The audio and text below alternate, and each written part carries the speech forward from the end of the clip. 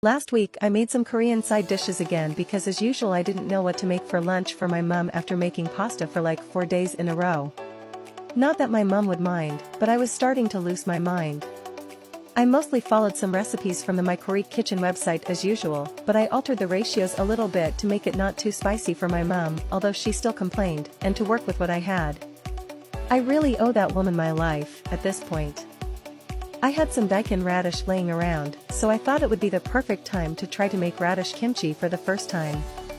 So the night before I started by cubing the radish and putting it aside with sugar and salt for an hour or so while I made the kimchi base by blending some onion, apple and fish sauce in a really old blender that is barely holding on, like most of the appliances in our kitchen, and some rice porridge by heating up some rice flour and water in the microwave for a minute or so. After both were done, I mixed them and added far less chili flakes than what the recipe called for. I should have added garlic and ginger as well, but I realized when I was making it that we were out of both, and we don't exactly have stores open at 11 p.m. in Italy.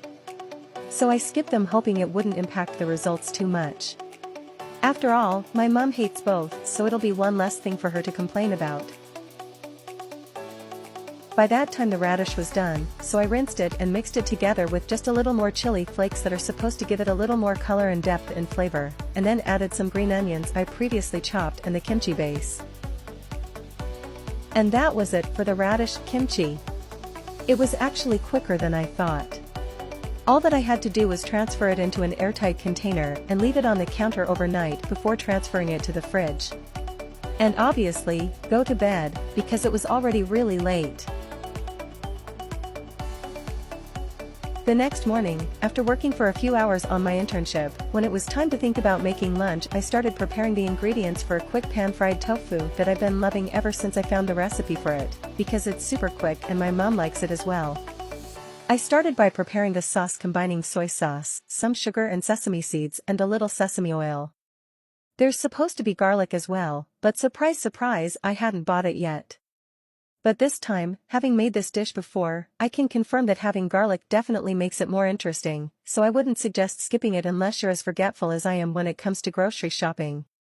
Then there's little left to do. Yes, chop some green onion to use as garnish and cut the tofu into rectangles or cubes and pat it dry before pan-frying it on both sides with a little oil until it turns into a nice golden color. You can assemble it on a plate to share, but I prefer adding the sauce and the green onions on each plate so everyone can decide how much they want. The tofu was as good as always and the radish kimchi turned out pretty well too, despite not having all the ingredients and leaving it to ferment for less than a day. But it was even better on the following days and overall this lunch didn't take long at all to make, so it's definitely something you can try when you're short on time.